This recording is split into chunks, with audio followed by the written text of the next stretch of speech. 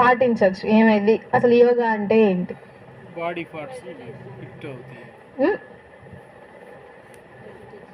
యోగా అంటే మనకు తెలిసింది ఏంటి అని అంటే స్ట్రెస్ రిలీఫ్, వెయిట్ లాస్ అవుతారు యోగా చేస్తే, మంచిగా ఫ్లెక్సిబిలిటీ, బాడీ అంతా ఫ్లెక్సిబుల్గా ఉంటుంది. సో యోగా చేయటం మంచిది.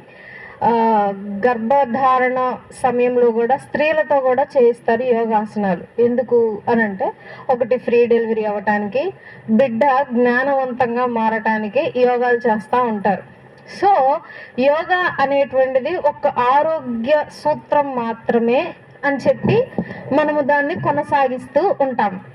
సో అసలు యోగా అంటే ఏంటి అనేటువంటిది ఈరోజు మనం గమనించబోతున్నాం. యోగాను పాటించవచ్చా పాటించకూడదా క్రైస్తవులు? అయితే అసలు యోగా ఏంటి అని అంటే అదొక ఆరోగ్య సూత్రమైనది కాదు కానీ